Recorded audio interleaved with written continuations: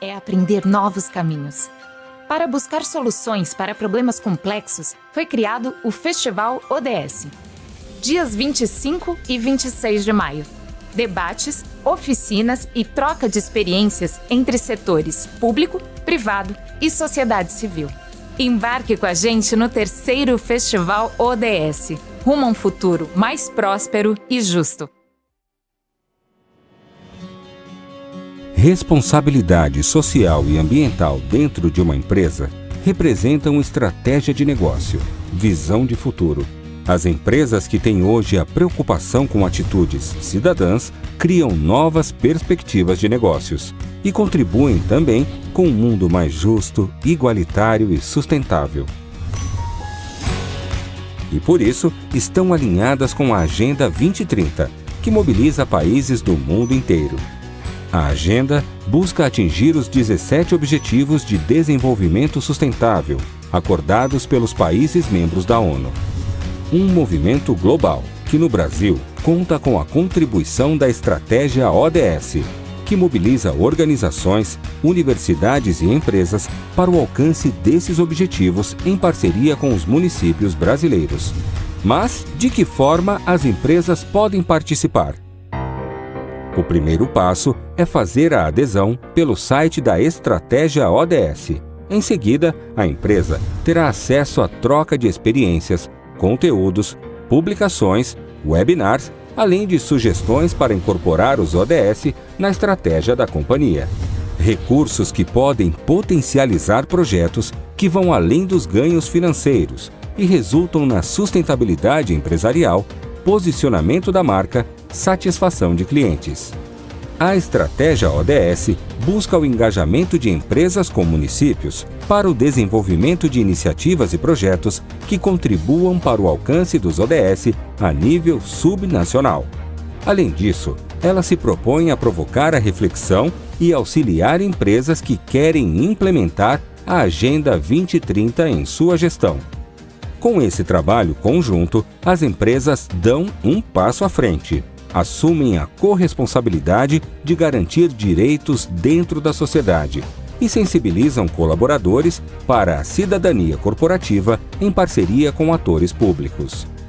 Faça parte da Estratégia ODS. É a oportunidade para a sua empresa contribuir com a mudança e também de ser parte desse processo global e fazer valer o desenvolvimento sustentável na sociedade e no mundo corporativo. A sua participação faz a diferença.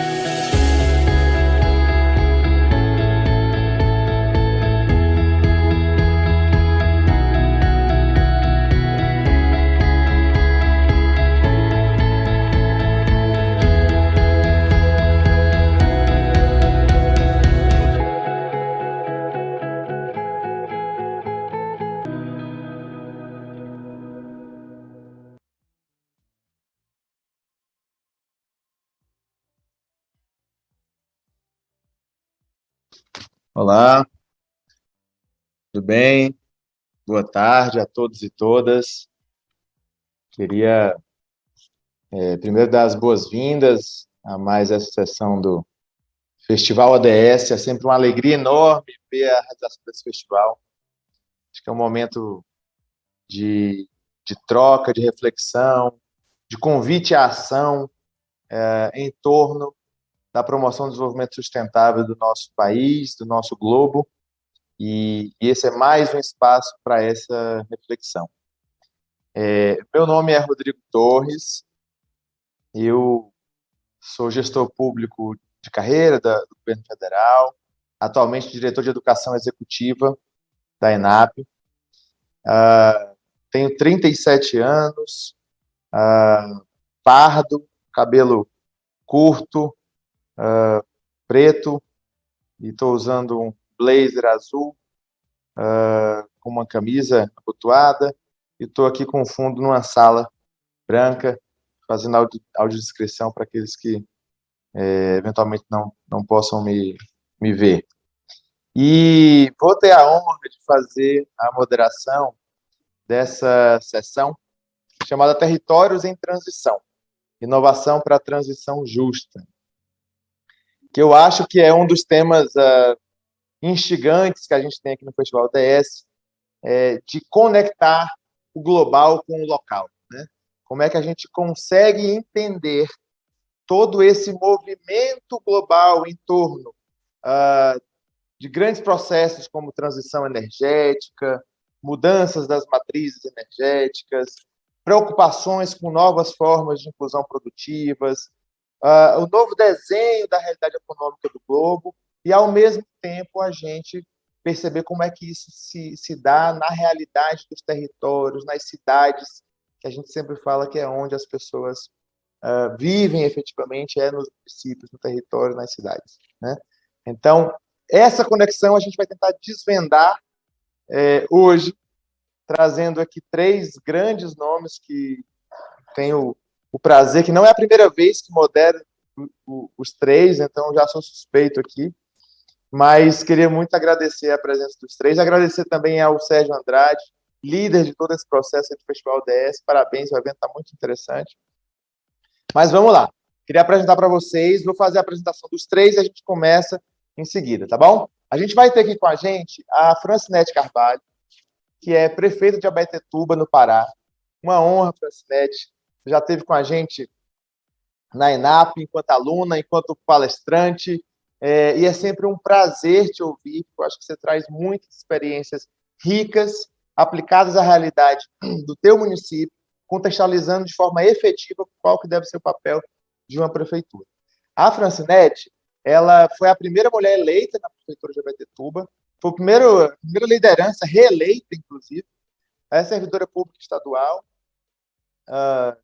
de carreira, psicóloga formada pela Universidade Federal do Pará, e atuou muito tempo como psicóloga, também atuando como secretária, tanto de assistência social quanto de saúde. A gente também vai ouvir aqui o Rafael Figueiredo, que é secretário executivo de Transformação Digital de Recife, tem feito um trabalho primoroso, magistral, em trazer inovações, pensar novas formas de atuar na prefeitura. Ele é procurador do Estado de Pernambuco e atualmente está à frente da transformação digital, né, de toda a prefeitura do Recife. Já ocupou o cargo de controlador-geral e procurador-geral, se considerando um empreendedor público. E também vamos ouvir o Washington Bonfim, que foi secretário de Planejamento da Prefeitura de Teresina. O Washington hoje é uma das grandes lideranças nas reflexões sobre as transições energéticas, sobre a inclusão produtiva, sobre como fazer uma inclusão de jovens na economia. Então, acho que tem aí um conjunto de grandes reflexões que o Washington vem trazendo, sendo uma liderança não só no estado do Piauí, mas também hoje no Brasil inteiro. Washington, prazer ter você aqui, como sempre. É professor de ciência política, é doutora em ciência política e professor do Departamento de Ciências Sociais da Universidade Federal do Piauí, já foi conselheiro universitário, vice-diretor do Centro de Ciências Humanas da universidade, e, como eu falei, atuou como secretário de Educação e de Planejamento na prefeitura, tendo uma larga experiência nisso. Já atuou também no terceiro setor, na Comunitas, que é uma instituição sempre parceira também da ENAP, e atuou na Comunitas como especialista em gestão pública e planejamento e como diretor de projetos. Esse timaço vai falar sobre como fazer para conectar o global com o local por meio da inovação para a transição justa. A gente vai ouvir primeiro a prefeita Francinete Carvalho. Prefeita, muito obrigado por estar contigo. Acho que você está no mudo. Tem que tirar o... Então, okay. Boa tarde a todos e a todas. Dizer que é sempre um prazer poder compartilhar conhecimento com outros municípios. Eu vou fazer uma descrição de mim. Eu sou uma mulher de 52 anos, sou branca, tenho cabelos claros, os olhos verdes, estou vestindo uma blusa de manga, uma blusa azul, azul claro, estou numa sala, tem uma parede branca, e basicamente isso é a nossa descrição, para que aqueles que não podem me enxergar entendam mais ou menos quem eu sou. A minha apresentação já foi feita pelo Rodrigo, eu sou psicóloga, eu estou prefeita pelo 3º mandato, sou muito honrada por isso, pela oportunidade de fazer a gestão de Abaetetuba pela 3ª vez, por carregar alguns títulos como prefeita amiga da criança, ter recebido selo Unicef, enfim. Vamos falar aqui, o tema que me foi passado são territórios em transição, inovações para a transição justa. Acho que vocês estão vendo aí algumas transparências, são imagens do meu município, que é Abaetetuba.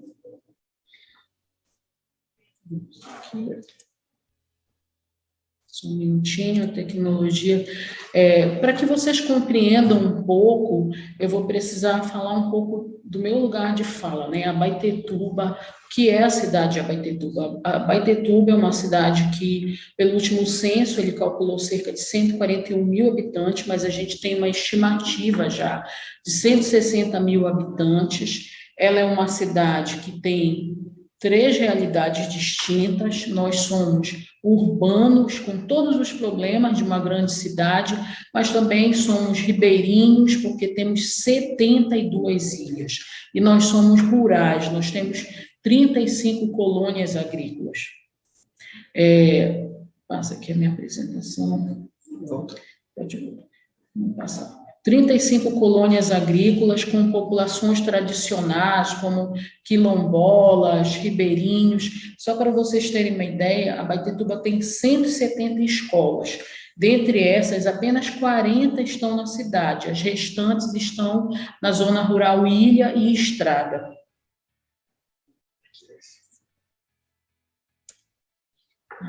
Quais são os grandes desafios dos gestores que buscam as soluções para uma transição justa? Essa é uma pergunta.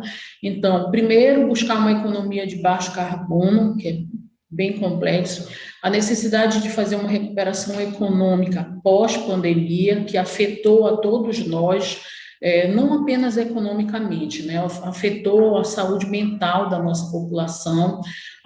Todas as pesquisas demonstram que houve aumento de casos de depressão, tentativas de suicídio, houve aumento de violência doméstica, enfim.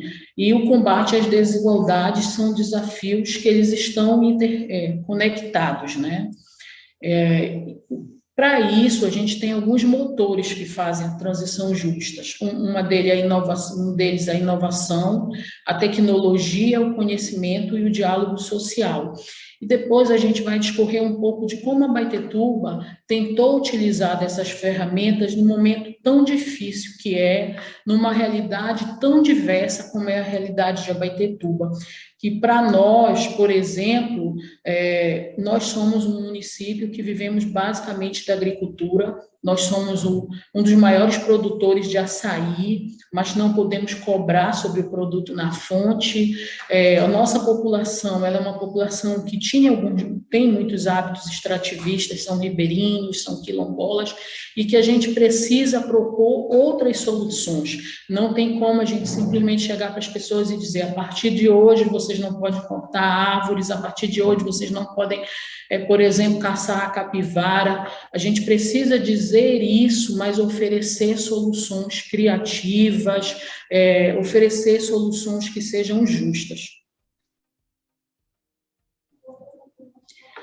Dentro dos exemplos que a Abaetetuba tem para discutir e mostrar para os outros municípios, nós podemos falar do empreendedorismo e inclusão social.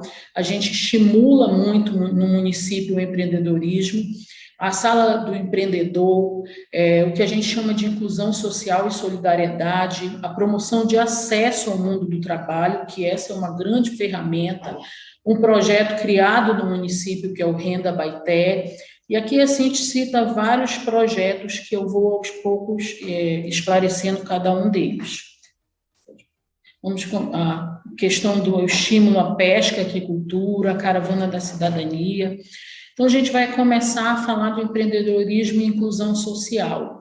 Como eu já venho mencionando, um dos principais objetivos dos ODS é erradicar a pobreza, em todas as suas formas, em todos os lugares. Então, você imagina como fazer isso dentro de um município tão diverso. O primeiro ponto é entender que nenhuma política pública sozinha dá conta de combater a pobreza, que é necessário envolver as diversas secretarias de governo, é necessário trabalhar basicamente a inclusão social através do envolvimento das diversas secretarias. Pós-pandemia, a gente vivia toda essa situação de dor, de perda. Para nós, que somos município da Amazônia, nós fomos afetados muito pela pandemia, pela questão econômica e também pela questão de saúde mental, como eu já mencionei aqui. Um dos fatores que agravou os quadros de saúde mental no município foi o fato de não podermos enterrar, por exemplo, os nossos mortos. Enterrar, fazer os rituais que são muito comuns à nossa população, né? Então, a gente assume a prefeitura em 2021, naquela segunda fase da pandemia, quando havia muitas perdas, muitas dificuldades, a questão econômica, a população já muito pouco paciente com relação às medidas restritivas, mas era preciso enfrentar isso. Eu realizei aqui o lockdown no município, sempre informando a população do porquê dessa necessidade, e criamos em Abaetetuba um programa de renda mínima, chamado Renda Abaeté. O que foi diferente no programa de Abaetetuba? A gente não fez um repasse financeiro, simplesmente de repassar uma bolsa, era o valor de R$300, só que as pessoas não eram uma bolsa, a gente repassava um cartão, e esse cartão as pessoas trocavam por alimento. E o que a gente decidiu fazer? Ao invés de cadastrarmos os grandes supermercados que já tinham uma estrutura maior, nós fizemos um cadastro no comércio local, nas mercearias dos bairros, nas padarias, nos feirantes, ou seja, favorecendo o comércio local, especialmente os territórios, os bairros mais afastados. O Renda Abaeté, assim, garantia o apoio, uma renda extra para as famílias, trabalhava a questão do combate à fome e, ao mesmo tempo, fortalecia o empreendedorismo, fortalecia o nosso comércio local. Aqui, para vocês terem uma noção, mais ou menos, nós conseguimos abranger 724 famílias, 3.620 pessoas que foram beneficiadas indiretamente, a gente falando aqui do comércio local, dos familiares, enfim. Tivemos 26 comerciantes, estabelecimentos comerciais envolvidos. Vamos passar aqui. Além desse projeto de renda mínima, nós trabalhamos o empreendedorismo e solidariedade, que foi envolver grandes empresas, não só de Abaetetuba, que aqui a gente não tem grandes empresas, mas no município vizinho nós temos a Albras, a Norte, a Hidro, envolver essas empresas nas buscas de apoio para cestas básicas, enfim, com todo um processo de transparência, mostrando quais os públicos que foram priorizados, a forma como que nós fizemos a distribuição dessas cestas básicas.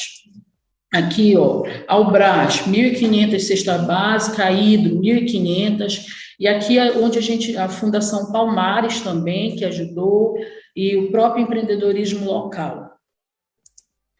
Trabalhamos com o empreendedorismo e inclusão produtiva, que foi buscando promover o crescimento econômico e sustentável no município, e isso foi feito de que forma? Estimulando a agricultura familiar, a inclusão do pequeno produtor para a venda da merenda escolar, promoção de acesso ao mundo do trabalho. Aqui a gente fala de todos os cursos que foram realizados para jovens, mulheres, para as pessoas de uma maneira em geral, mas tendo como prioridade as mulheres. Por quê?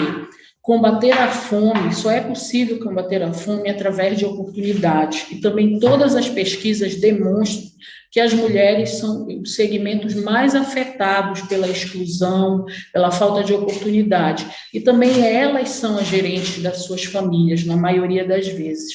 Por isso, a gente ofertou muito mais cursos para essas mulheres, e também esses cursos, aqui no pós-pandemia, eles foram levados para os CRAs quilombolas, para a comunidade. Aí vocês vão ver vários cursos: panificação, pintura em tecido, hortaliças, que é algo da região delas, manipulação de alimentos, confecção de sandálias, ou seja, outras alternativas para a nossa comunidade ribeirinha e rural. Perfeito. Tem Desculpa vários te interromper. Ok? Só porque a gente está com...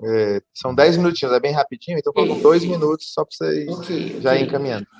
Então, aqui a gente, o projeto Costurando Saúde, que era um projeto realizado através das secretarias de saúde e assistência social, que nós envolvemos as costureiras do município. Elas confeccionavam as máscaras que eram distribuídas nas unidades de saúde para as pessoas que chegavam sem máscara na feira local. Aqui a gente falou da inclusão produtiva, que era o projeto de distribuição de pequenos animais e assessoria técnica aos ribeirinhos, à população quilombola, a pesca e aquicultura, que era muito incentivada. O espaço do empreendedor. O que é o espaço do empreendedor? É um espaço onde as pessoas recebem uma série de apoios para se formalizar, eles são orientados como fazer esse processo, onde a gente tenta reduzir a burocracia para que as pessoas se formalizem. A Caravana da Cidadania é uma ação itinerante que leva os serviços tanto de saúde como educação das diversas secretarias para as comunidades rurais e ribeirinhas que são distantes da cidade. E aqui é um projeto chamado Semeando Cores. Vocês estão vendo aí o trabalho de grafitagem em espaços que antes eram pequenos lixões, as pessoas acumulavam lixo e que a gente transforma num espaço melhor e que demonstra que as pessoas param de jogar lixo ali, as pessoas começam a ter mais orgulho da cidade, do seu território. Aqui a gente está mostrando ações que levaram cuidado aos territórios rurais, que a nossa unidade fluvial, que ajudou na questão da vacina. Hoje a Abaetetuba já tem mais de 80% com as 2 doses de vacina feito. O carro da vacina, que acessa as comunidades quilombolas e rural. Aqui é uma matéria do jornal estadual que coloca a Abaetetuba como referência no fortalecimento das ações de saúde mental. Nós realizamos no município um webinar que nós utilizamos, como a gente está falando da tecnologia, né? Nós temos 72 ilhas, então não tem como a gente levar só pela internet, Instagram, Facebook, WhatsApp. Qual foi a ferramenta que nós utilizamos também, além das redes sociais, para discutir como lidar com ansiedade, com angústia, com as perdas? Nós utilizamos a rádio, que muitas das nossas comunidades ribeirinhas, quase todas têm acesso ao rádio. E aí nós utilizamos essa estratégia. Aqui é um vídeo, vou passar. Pode passar. Então, o que a gente quer, assim, mais fortalecer no nosso discurso é dizer, assim, que a inovação, ela existe a possibilidade de inovar sem haver tantos recursos. Nós somos um município que não tem essas grandes arrecadações, mas é possível fazer, desde que o gestor trabalhe com prioridade. Para nós, a criança e o adolescente, as mulheres, os idosos, eles são prioridade. Isso deve estar no orçamento, é possível utilizar a tecnologia sem abrir mão do afeto. Antes de estar nessa palestra, eu estava fazendo parte de uma palestra do Unicef. A Abaetetuba foi considerado um modelo de busca ativa para ter de volta as crianças na sala de aula. E imaginem isso numa cidade tão complexa e diversa como é o nosso município. Nós usamos a tecnologia, o WhatsApp, as redes sociais, a rádio, mas só isso não dá conta, sem abrir mão do afeto, do contato com as pessoas. Então, eu quero agradecer a oportunidade, me coloco à disposição para responder as perguntas. Obrigado, prefeita. Eu gosto muito dessa tua fala, já tinha ouvido parte dela em outro momento, porque para mim fica muito nítido que a inovação dentro do governo não necessariamente ela está associada à tecnologia, mas ela tá centrada em entender qual é a demanda do cidadão, estar próximo dessa demanda e apresentar soluções que sejam aderentes a essa realidade, né? A realidade do teu município, que é composto por ilhas, que tem população diversa, que viveu dilemas e problemas diversos, e vocês apresentando soluções a partir dessa escuta, né, desse público. Então, eu acho que isso é muito emblemático na tua fala, e eu quero falar um pouquinho mais sobre isso mais adiante. Tá bom? Obrigado. A gente vai ouvir agora o Rafael Figueiredo, secretário executivo de Transformação Digital de Recife. Rafael, é contigo, 10 minutinhos, eu vou ser mais rígido com você do que eu fui com a prefeita. Pode deixar. Estão me ouvindo bem? Só dá um joinha aí, Rodrigo, se está ouvindo bem. Maravilha. Primeiro, agradecer aí o convite ao Festival ODS, dar um saudoso abraço aí para o meu amigo Rodrigo, Washington, e parabenizar a prefeita pela bela fala. Vou me apresentar aqui rapidamente. Sou Rafael, sou negro, de cabelo crespo, visto uma camisa polo, estou colorido aqui nas cores do Brasil, né? E estou aqui falando nesse momento de Recife, né? Eu organizei aqui minha fala de maneira muito rápida, Rodrigo e a toda a audiência, pensando aqui numa estruturação que é a Accenture, que é uma grande tecnologia, uma grande empresa de consultoria, a maior do mundo, né, de consultoria, separou na divisão de modelos de negócio, né? Ela disse que lá atrás, lá nos anos 90, predominava o modelo da eficiência, né? As empresas que iam prevalecer seriam as daquelas da eficiência, e a gente tinha como grande modelo, case de sucesso, o modelo de gestão lá da Ambev, lá, né? O de Jorge Paulo Lema, Beto Sucupira e Marcel Teles. Esse era o modelo que predominava aí, 100% de eficiência, sendo o grande mentor disso, Vicente Falcone, né?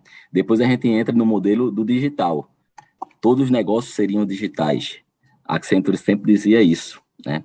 E assim o foi, e assim quem não está no digital hoje não acaba estando no mundo, né?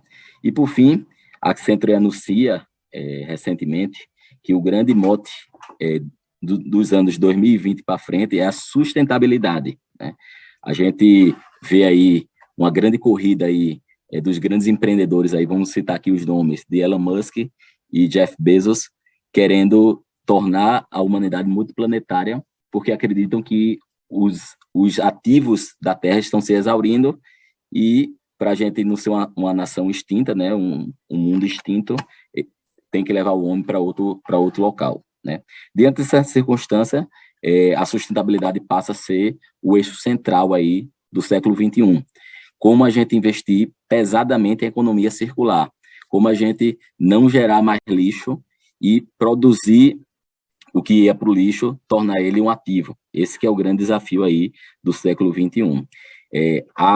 Os governos como um todo, aí eu incluo aí União, Estados e Municípios, né, concentram no Brasil quase 34% do PIB, né? E se Pareto tiver certo, segundo o qual você atacando 20% dos maiores problemas você resolve 80%, né, você incrementa 80% do resultado, nós podemos, pelo poder público, fazer uma grande diferença nesse caminho aí de sustentabilidade e de ESG, né?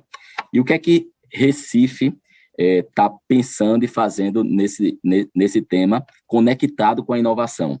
Se vocês pararem para pensar aqui, hoje, através da inovação, através da tecnologia, a gente consegue se conectar muito fácil com as pessoas, seja através de ferramentas de chat, como, por exemplo, o WhatsApp, seja através das redes sociais. Hoje nós temos, literalmente, tribos digitais, né? Literalmente, as pessoas que comungam dos mesmos pensamentos, elas se reúnem em grandes comunidades digitais, e cabe ao poder público entrar nesse mundo e, a partir desse mundo, conseguir conectar as pessoas para gerar sustentabilidade e economia circular. Aqui em Recife, a gente tem... eu queria falar especificamente de 2 grandes pontos que a gente toca na transformação digital. Um diretamente envolvido ao tema e o outro de combate à pobreza, à desigualdade e à geração de oportunidades. O primeiro que ia falar diretamente ao tema de sustentabilidade é um projeto que nós estamos construindo aqui de economia circular, né? No Brasil, os municípios, muito pouco, quando você pega a gravimetria do lixo, né, do Brasil, muito pouco se tem de reciclagem. Aqui em Recife é 3%, eu acho que a melhor cidade do Brasil é 9%. Você tem, em todos os municípios, boa parte deles, você tem a coleta seletiva. Mas essa coleta seletiva, sobretudo nos grandes municípios, não há comunicação direta com a sociedade. O que é que nós estamos fazendo aqui em Recife? Nós estamos criando aproveitando o trajeto do ônibus da coleta seletiva, para quê? Para mandar um WhatsApp dizendo com certo tempo de antecedência para as pessoas entregarem já o lixo separado, exatamente para aquele caminhão que já passava pelaquela rota, está sempre com a capacidade lotada, reduzindo a ociosidade dele, né, e ampliando aí a coleta seletiva. Nós estamos aí desenhando um processo super interessante, que conta com a tecnologia de IoT, que faz o sensoriamento da capacidade do caminhão, né?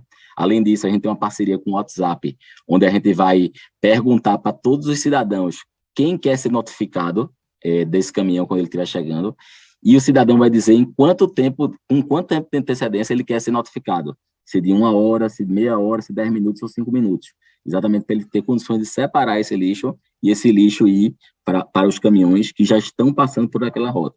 Aí você me pergunta, Rafael, e depois que o cara é notificado, para onde vai esse caminhão? Aí entra outro processo da economia circular. Recife tem 9 cooperativas aqui espalhadas pela cidade, e cada um tem uma vocação aí de lixo. Vamos supor que uma tem de vidro, uma de plástico, uma de alumínio e assim por diante. Basicamente, essas cooperativas hoje vendem no peso para os grandes produtores industriais ou atravessadores. E por que não dar bens de capital para essas cooperativas, para ela fazer produtos novos? Recife já tem um caso muito exitoso, que é a da palha de arroz, onde elas pegam tampinhas de plástico, né, de garrafas PET, e conseguem aí fazer obras de arte, base para caneta, jarros, brinquedos, enfim. O que antes ela vendia por centavos o quilo, agora ela consegue vender como produto por 10, 20, 30 reais, né, como obra de arte. Você tem aí o que chamam de upcycling. Isso é um exemplo aí do esforço que nós estamos fazendo aqui para promover a economia circular na cidade. Além disso, nós estamos fomentando aí na parte de mobilidade, caronas solidárias, estamos fomentando também o uso de transporte público. A gente fez recentemente uma parceria com a Citamob, onde o cidadão, no Conecta Recife, que é o aplicativo da cidade, onde tem mais de 800 mil pessoas, ele consegue saber do ponto A para o ponto B qual ônibus ele vai pegar e quanto tempo de espera que ele vai precisar fazer. Nós precisamos avançar para dizer ao cidadão se o ônibus está lotado, enchendo ou vazio. A gente já está com um plano aí, com processamento de imagem, com a câmera que já existe no ônibus, para dar essa informação também no app, para a gente atrair a classe média e tirar carro da rua. Tirando carro da rua, você descarboniza aqui o meio ambiente. Isso é uma ação também muito importante. E, por fim, uma ação no trabalho e renda, que a gente vem fazendo com muita maestria, é o Go Recife. O que é o Go Recife? É o programa Gerando Oportunidades, onde a gente se aproxima das pessoas e aproxima as pessoas das oportunidades. Aqui, a gente descobriu todas as deficiências do SINE, que é o Sistema de Informação Nacional de Emprego, e nós suprimos essas deficiências. Como? Primeiro, a gente tem um grande painel digital, onde tem 100% das vagas de emprego. Por que 100%, Rafael? Porque é o seguinte, boa parte das empresas anunciam no SINE, outras, porque o SINE é burocrático, passaram a anunciar no LinkedIn, em sites próprios, e o Google criou uma API que ele consegue buscar essas informações e organizar. A gente disponibiliza essa API do Google. As empresas aqui, no estudo de caso que nós fizemos, pedia também que a prefeitura conseguisse criar um portal da empresa, para a própria empresa gerar por lá as vagas e ela receber os candidatos. Nós criamos isso, que são as vagas Go Recife. Hoje, enquanto que no ano todo o Cine gerou aí 63 vagas, nós já geramos 1.300 vagas aqui no Go Recife, demonstrando que foi um projeto exitoso. Para além disso, nesse Go Recife, a gente sabe que no século XXI, sobretudo quem nasceu de 2007 para frente, nós teremos aí no mínimo 7 profissões, e o trabalho autônomo vai ser uma realidade, não aquele trabalho de carteira assinada. E o que é que nós fizemos? Resgatamos aquele conceito de listas amarelas, onde os cidadãos podem fazer o seu próprio cartão, onde ele coloca lá suas redes sociais, o que ele faz, conta a história dele, e, por fim, coloca o WhatsApp. E quem quiser buscar um eletricista, por exemplo, filtra lá eletricista, escolhe o que gosta e clica no WhatsApp e negocia diretamente com ele. E a gente fez uma inovação super importante também, Rodrigo, prefeito e Washington, que foi o mural de oportunidades. O que danado é o mural de oportunidades? Você, que precisa de um serviço na sua casa, você pode simplesmente, por exemplo, você precisa de um sanfoneiro para tocar no seu São João. Você bota lá, eu preciso de um sanfoneiro. Todos os sanfoneiros são automaticamente notificados no WhatsApp e podem botar preço para fazer o show na sua casa. Você tem um leilão ali, tipo Orkana, dentro do Go Recife. E, por fim, essa plataforma tem mais de 1.000 cursos gratuitos para capacitar a população. Nós estamos percebendo que esses cursos gratuitos não tem muita busca da população. A gente está fazendo agora parcerias com grandes players para quê? Para mandar nanos aprendizados lá no WhatsApp. E a primeira experiência que a gente fez foi com vídeos no YouTube. Nós pegamos, por exemplo, um vídeo que um eletricista ensinava como ensinar a Alexa, como instalar a Alexa, né? Fazer as automações. E a gente pegou e mandou para um conjunto de eletricistas que estão cadastrados na plataforma. Aí a gente mandou lá, primeiro vídeo, você quer entender como conectar a Alexa à sua televisão? Aí o cara apertava sim, ele recebia o vídeo, um videozinho de 4 minutos. Você quer ver o próximo? Você gostou desse? Fazia um quiz, ele respondia, a gente via com o próximo, como automatizar a iluminação. Enfim, isso a gente viu que é um modelo nesse MVP de muito sucesso, e a gente vai organizar agora uma estrutura de conteúdo para poder ir capacitando o pessoal para fazer o upcycle. De vez de ele ser um eletricista que simplesmente coloca disjuntor, instala iluminação, ele vai ser um eletricista que faz automação com a Alexa, que é um modelo aí do futuro. Tudo isso a gente vem aí empreendendo em conjunto com inúmeras secretarias da cidade, exatamente para gerar oportunidades, daí o nome Go Recife. É isso, gente, fico à disposição de vocês, não sei se estourei meu tempo, mas muito obrigado pela oportunidade. Foi preciso. Obrigado, Rafael, eu acho que você trouxe aí um conjunto de iniciativas que tentam conectar inovação, tecnologia, as demandas sociais e uma inclusão produtiva pensada, né, de forma diferente. Eu acho que tem uma preocupação muito forte com a questão da promoção de um desenvolvimento que seja sustentável. E um pouquinho no começo da tua fala, que eu acho que é muito importante, e já aproveito isso para fazer a ponte para a fala do Austin, que é, talvez os grandes gestores do mundo ainda não perceberam que não há caminhos a serem percorridos que não o da promoção de um desenvolvimento sustentável, sob pena de não existirmos mais, né? Então, eu acho que isso é um ponto importante, ou seja, ao mesmo tempo que a gente tem questões emergenciais, né, de superação da extrema pobreza, de necessidade de geração de renda, a gente tem que começar a ser cada vez mais criativo para atacar esses nossos problemas urgentes e, ao mesmo tempo, tentar promover uma transição energética, promover descarbonização, pensar em formatos que garantam um globo sustentável, ou seja, que continue existindo e que promova gerações futuras, né, que é o mínimo que a gente espera do futuro. Obrigado, Rafael. Já passo de imediato para o Washington Bonfim. Washington, muito obrigado pela tua presença. A palavra está contigo. Sou eu quem agradece, Rodrigo, Rafael, prefeita Francinetti, Paula, são da Agenda Pública, ter a oportunidade de falar aqui no Festival ODS. Eu sou, quer dizer, meu nome já foi Washington, eu tenho 52 anos, pelo que eu entendi, a mesma idade da prefeita, só que ela está com os cabelos bem menos brancos do que os meus, ou seja, eu estou bastante grisalho, camisa social cinza, que dá para ver pouco, né? E sou pardo.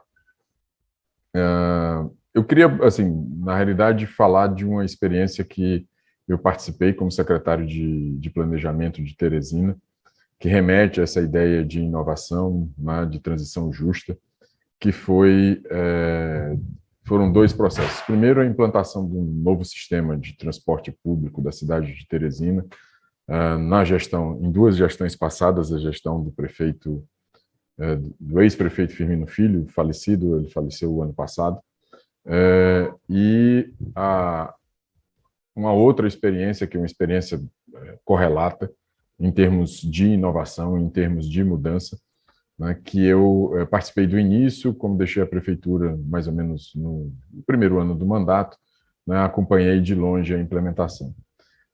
O problema básico, quando nós assumimos a prefeitura ali no final do ano no início do ano de 2013, era um pouco a constatação de que, do ponto de vista ambiental, do ponto de vista econômico, a cidade havia sofrido, Teresina é uma cidade de 890 mil habitantes, né?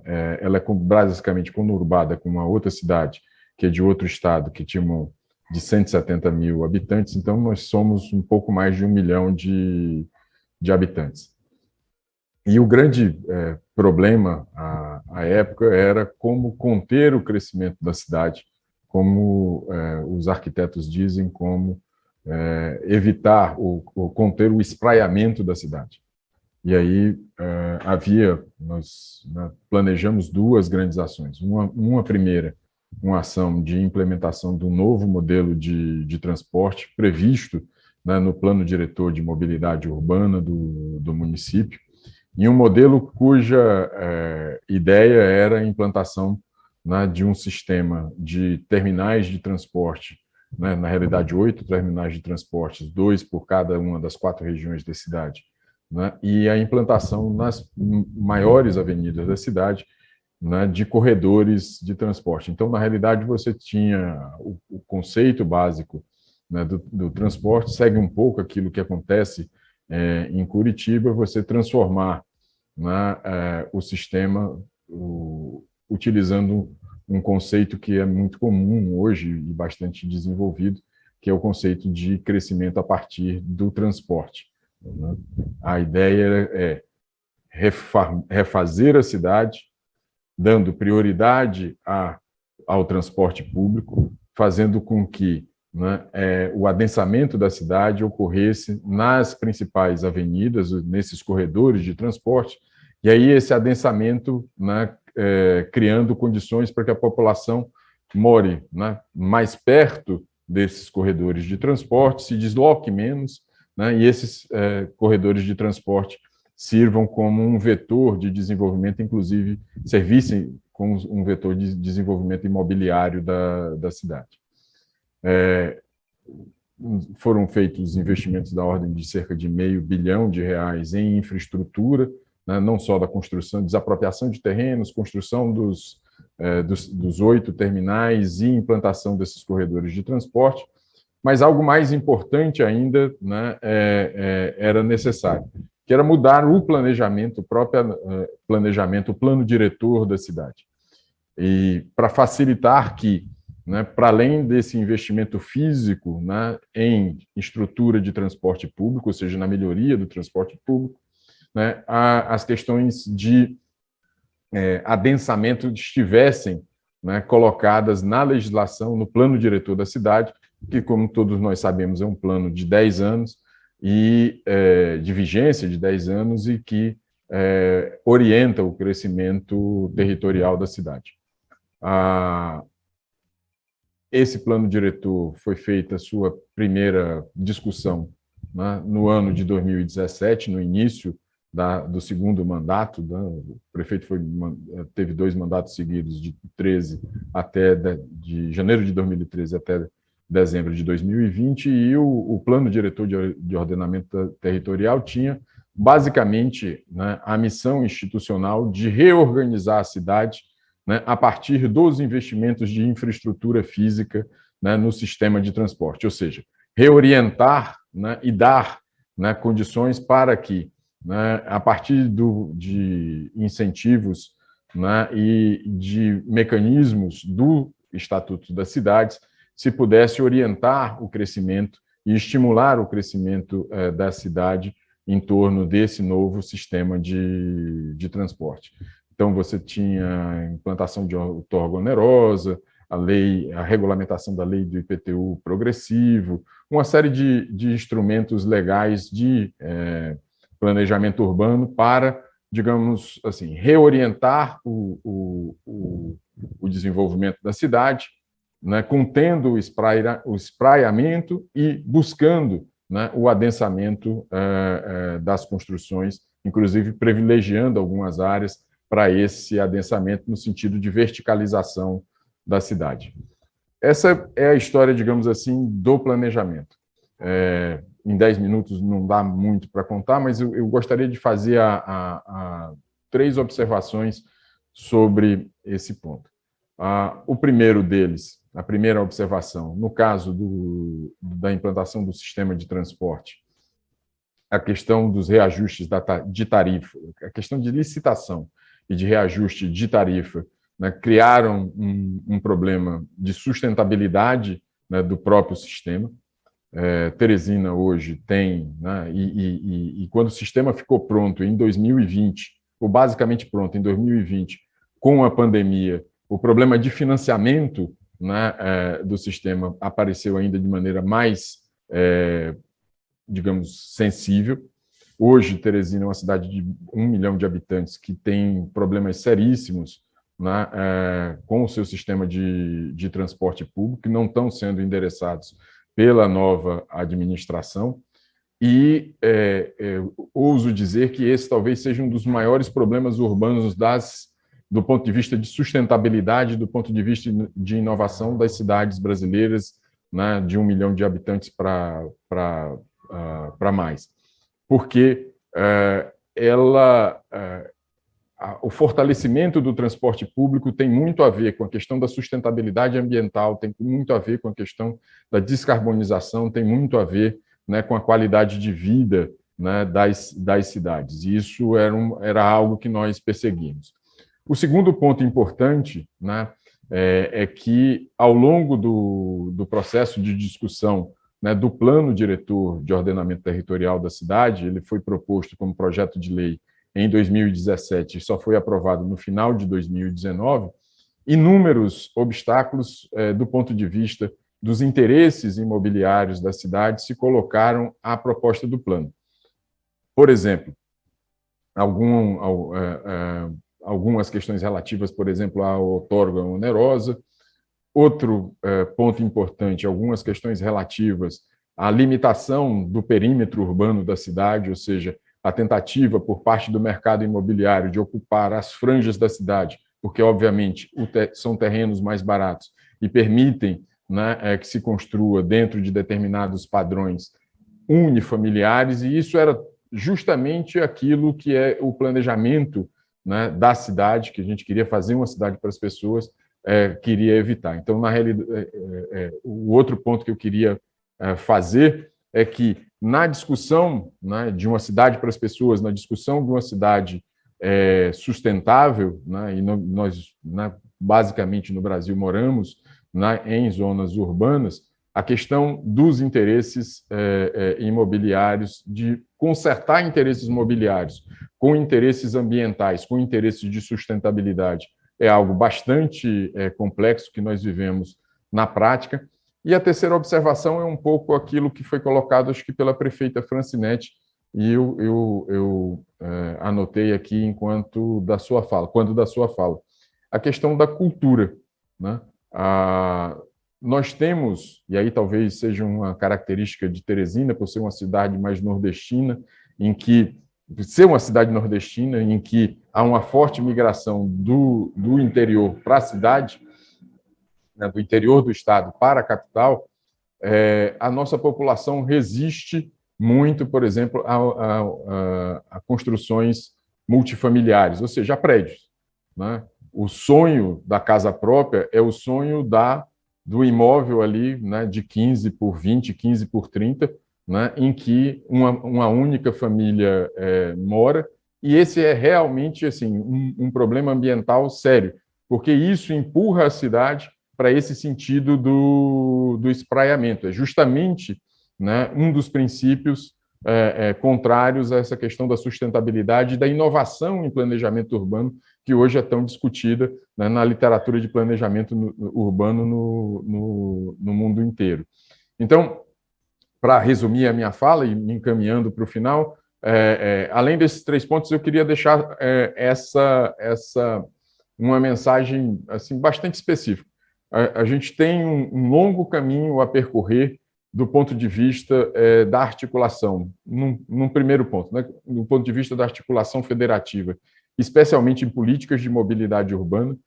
Será impossível reconstruir, principalmente depois da pandemia, né, os sistemas de transporte público, né, das grandes cidades brasileiras, e a Frente Nacional de Prefeitos tem feito uma discussão bastante importante disso, sem apoio do governo federal, por exemplo, no sentido de dar incentivos ou subsídios para a compra de ônibus elétricos que diminuem, né, o gasto operacional das empresas, né, com combustíveis fósseis. Isso seria, né, extraordinário, tanto do ponto de vista ambiental quanto do ponto de vista de sustentabilidade econômica, né? E, além disso, a gente precisa reorganizar, do ponto de vista, né, das vocações das nossas próprias cidades, essa discussão do meio ambiente. A gente vive um período de polarização muito grande, polarização política muito grande. A questão ambiental tem sofrido, né, deveras nesses últimos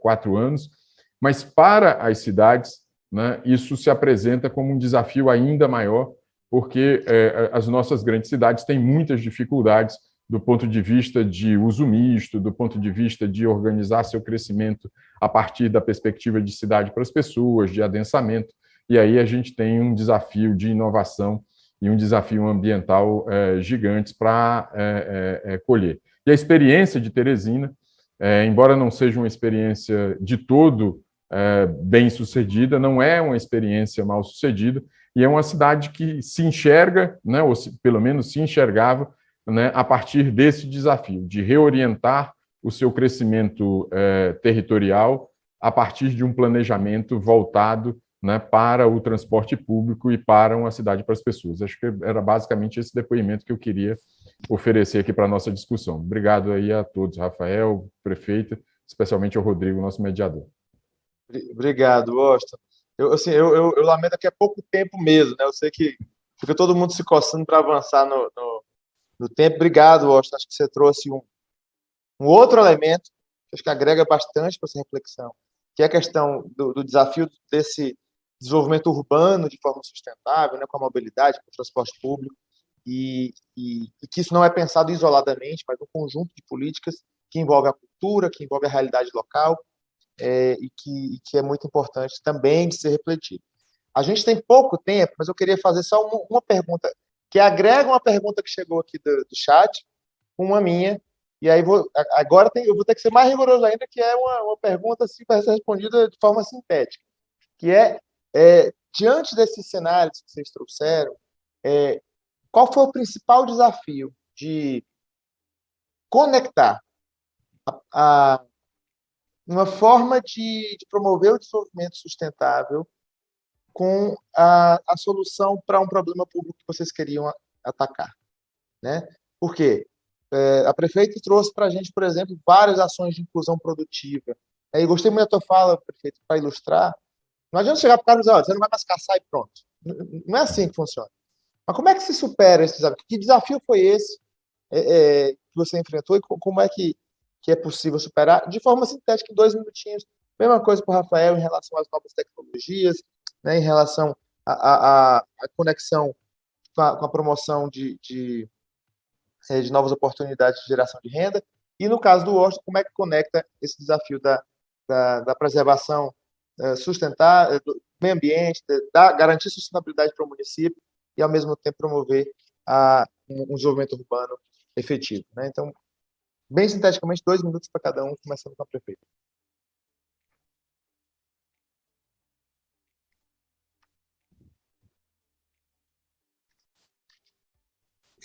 Posso começar, então, primeiro, dizer que Esse desafio a gente supera utilizando sempre a comunicação é fundamental, se comunicar com as pessoas das suas diversas ferramentas. Para Baitetuba, por exemplo, eu citei o rádio, comunicar de uma maneira transparente com respeito à cultura da nossa população e transparência. Eu acho que essa é uma forma de superar. Muito bom, muito bom. Rafael. Alô, estão me ouvindo? Maravilha, vamos lá. A tecnologia hoje, ela é uma grande alavanca, né? Quem não lembra daquela frase de Arquimedes que dizia que me dê uma alavanca grande o suficiente e uma base que eu moverei o mundo, né? Hoje a tecnologia te permite ser quase onipresente, está em todos os lugares. E como a gente pode aproveitar a tecnologia que a gente tem hoje, essa potência que a gente tem hoje, para a gente promover aí oportunidades e economia circular na vida das pessoas? Essa é a pergunta de $1 milhão e que dá, sim, para se aproveitar dela, né? A gente está vendo aqui que a gente pode levar a educação de uma maneira muito simples para o pessoal no WhatsApp, né? A gente passa aí nano conteúdos aí para elas conseguirem aprender e aplicar e gerar renda muito mais rápido. A gente está vendo aí que a gente pode notificar as pessoas quando o caminhão do lixo de coleta seletiva estiver passando, para ela exatamente não levar no caminhão tradicional, no lixo normal, e sim para aquilo voltar para a cadeia produtiva. E quando você aproveita lixo e bota ele na cadeia produtiva, você faz o upcycle. Você passa a dar valor a um negócio que simplesmente era lixo. Quem não se lembra aqui do pó que era gasto nas serralharias e de repente virou MDF. Veja que coisa maravilhosa. O que é para o lixo agora tem valor. Esse é o nosso desafio, e o poder público, com a disposição da tecnologia que tem hoje, pode sim ser o grande agente aí de geração de oportunidades e transformação social na vida das pessoas. Muito bom. Gosto. Eu vou seguir aqui novamente a prefeita Francinete. Acho que o grande ponto é o ponto da comunicação, né? Especialmente quando você pensa a questão ambiental e o desafio climático, o desafio de construir uma cidade para as pessoas. Ele confronta, no nosso caso aqui, acho que no caso da maioria das cidades brasileiras, confronta diretamente com a cultura do carro. Então, determinados tipos de medidas afrontam diretamente, né, os interesses de quem dirige vis-à-vis os interesses de quem anda. E aí você tem um problema muito complexo, porque quem dirige tem voz, quem anda, no geral, do ponto de vista político, não tem. Então, a grande crítica na questão dos corredores é porque você tem um corredor, né, que passa o ônibus e que demora, às vezes, a passar um ônibus, e do lado você tem filas de carro, né, fazendo um engarrafamento. E a lógica, no final das contas, é um pouco essa, quer dizer, você dificultar um pouco a vida, né, de quem está no carro para que ele migre, né, para o transporte público e seja mais rápido, né? E esse é um problema de comunicação, e esse é um problema também de convencimento e de cultura. Esse é a questão fundamental. Então, assim, para resumir, comunicação, e aí agrego aquilo que foi falado, a questão de cultura. A gente tem uma visão ambiental ainda baseada no fóssil, baseada na premissa de que a mudança climática é pouco que cada um de nós pode fazer, né? E isso complica demais. E o fato de que o combustível fóssil, embora não agora, né, mas ainda é muito mais barato do que as energias renováveis, né, cria um ambiente que dificulta mudanças, que dificulta a inovação, porque a inovação termina sendo algo um tanto exótico, né, e caro. E aí as pessoas não aderem, e o poder público, no limite, sofre, né, quando faz mudanças mais gerais. Isso que o Rafael está falando, assim, concordo inteiramente. Por exemplo, ele citou o tema do aplicativo com a câmera do ônibus para saber se o ônibus está lotado ou não. A gente precisa investir nesse tipo de coisa, além, né, de facilitar, criam uma comunicação positiva com o usuário e permitem que o usuário veja que, né, ele pode gastar 4, 5, 6 reais numa passagem, não 12, 18 reais em 2, 3 litros de gasolina. Mas isso é uma mudança de cultura que exige paciência e exige comunicação. Muito bom. Queria agradecer a vocês, sempre muito bom ouvir a experiência, o olhar que vocês trazem. Acho que essa rodada final foi bom, porque a gente já deixa uma colinha aí para o pessoal da agenda pública, viu, Paula, Sérgio? Como os governos podem promover uma transição justa, e as pistas que os nossos convidados deram foi com muita comunicação, com respeito e apoio a mudanças de cultura, com tecnologia e com inovação. Então, eu acho que esse é um conjunto de sucesso para que a gente tenha governos que, nesse momento de transição justa, precisam ser muito eficientes, precisam ser efetivos, precisam estar presentes na vida das pessoas promovendo desenvolvimento, não sozinhos, né, junto com instituições do terceiro setor, do setor privado, mas principalmente sendo real e presente na vida das pessoas para a superação desses inúmeros desafios que a gente tem aí para os próximos anos, em especial pensando estrategicamente no longo prazo, que nós precisamos garantir a sobrevivência do nosso planeta. Então, acho que essa é a síntese que eu deixo aqui. Agradecer mais uma vez aos 3 convidados, parabenizar a Agenda Pública pelo evento e agradecer a ENAP, que está apoiando também aqui o programa. Muito obrigado e boa continuação do evento, Festival ODS, todo mundo se inscrevendo e participando. Obrigado.